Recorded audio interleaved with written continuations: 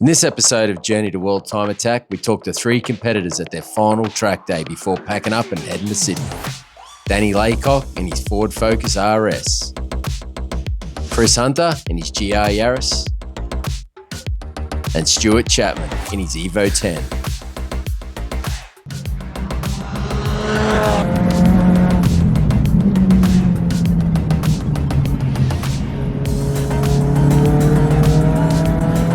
Hey, Danny. Hey, Paul. So this is the last track day before World Time Attack. I saw your announcement on Facebook. You got your entry accepted. You've been planning that for how long? Been planning that for about 3 years. So it's always been a goal for me to get this car to World Time Attack. So it involves a lot of modifications and R&D and testing because it's not a very common platform to people to race. I know you were having a lot of troubles with the four-wheel drive system for a few events. Have you got that sorted out? Yeah, we got that mostly sorted out. There was just a few issues with the wheel diameter. Okay. So we've compensated that in the software and the car's running a lot better now.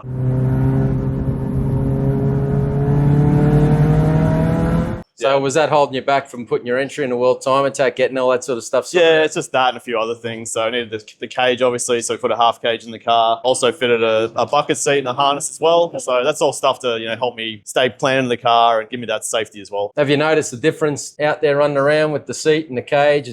Flipping up the car? It's way better, mate. You feel everything. So you feel the movement of the car and the steering feel. It's just so much better. Yeah, what I've heard guys say is that with the seat, when you're locked in, you can almost see up to half a second a lap because you're not sliding around trying to hang on. You're actually focused on that fine control. Before, I was literally using my left foot to brace myself every time I go around a corner. So like all my weight's on my left foot every time, and it's just very distracting. So you're hitting your points much easier because you're just focused on driving.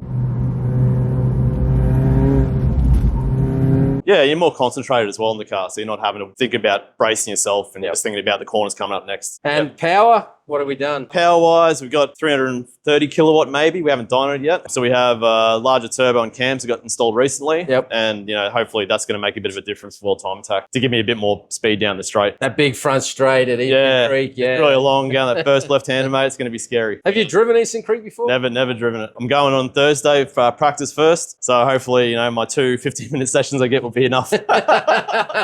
But look, it's more for the experience. Yeah, that's why I'm doing it. Well, you go down there this year, learn a ton, and then hit it hard next year. That's it, exactly. Yeah, cool. Yeah. Thanks, Danny. No worries. Thanks, Paul. Appreciate it. And great events, mate. And well done with the YouTube channel, and keep it up, mate. Good work. Thank you. Like and subscribe and put your predicted lap time for Danny in the comments below.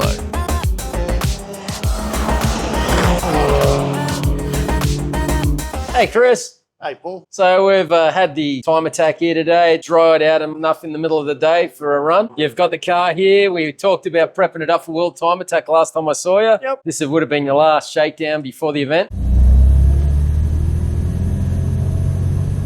Last outing, plenty of data, a little bit of tuning to do before we go down there. The new brakes are all bedded in, and we've just got to change the wheels and tyres, and we should be good. So everything you did to the engine worked out? The engine's performing really, really well. It's making a very similar amount of power to what it did last time, but just with a lot more safety. A lot more predictability with some of the Nitto internals and Kelvix hams, and So it's as good as it's, you're like that little package is going to go. We've been talking about putting a bigger turbo on it. At this point, you're better off taking a reliable package and going on hitting the event.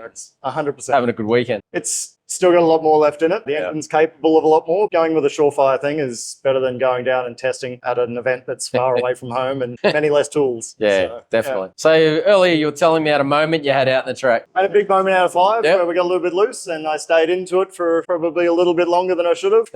Andrew Murray might have mentioned that I almost ended up on switchback track. The grass was iced, but it just kept sliding. Haven't done that again today. I've cleaned the car up a little bit, but apart from that, it was really good. What was the cause of that? Just conditions, or you just got a bit keen? Just a little bit overexcited in the first session. We always aim to go out and sort of get the car settled in, but that doesn't always happen. So what is your procedure on a day like today? You're saying you want to head out, settle the car in? Yeah, well, we just put Halcon brakes all around it. So we got new brakes, rotors and calipers. So we really just wanted to get those bedded in and sort of see how they feel. Yeah, we just sort of ease our way into it. When I get a little bit of trust in the car, then step on it a little bit harder.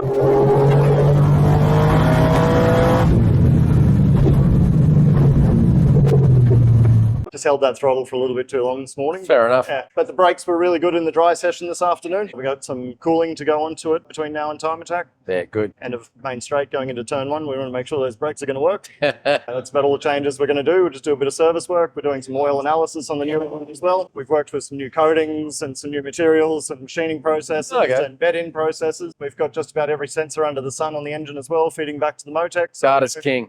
Data is king. We know what the factory engine did versus what this engine's doing, and we just wanted to make what the factory engine did, but stronger. Most certainly doing that well. Perfect. I'll catch up with you in Sydney. Will do. Thank you. Thanks, Chris. Like and subscribe and put your predicted lap time for Chris in the comments below.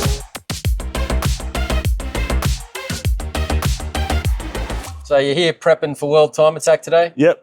Just getting the car. Just got it all back together and running again with some few changes. Just trying to sort out some problems we're having, and hopefully head to Time Attack with a solid car. Yeah, for sure. What changes did you make? Playing with diff like LSDs and stuff in the rear diff and the front diff, and a bit of the computer control for the center diff. The wet weather today hindering that effort? Not too bad. There's pretty dry spots out there where we can test stuff heaps, and sort of helps with the diff control. You get a bit of slip, you can try and get a bit more drive with the wet weather anyway. So no, it's pretty good. What's your process for setting up the diff controller? Just trial and error, really. Okay. I'm not anything too calculated. I just sort of go by feel, play around and change some stuff and go back out. Are you doing it by lap time or just by the stability of the car? Yeah. I'm consistent enough of a driver to feel the lap time difference, because the car is still very fresh, I would say, and haven't had much seat time in it. So fair enough. How much power's it making? Full boost, it's making 700 horsepower, and we got some other boost maps to dial her down here and Got there. a smile on your face. Yeah, no, it's a lot of fun, that's for sure. Tell me about the build of the engine to make a reliable 700 horsepower at the wheels. Yeah, so it's built by Speedline Race Engines. He's local to us, our workshop, and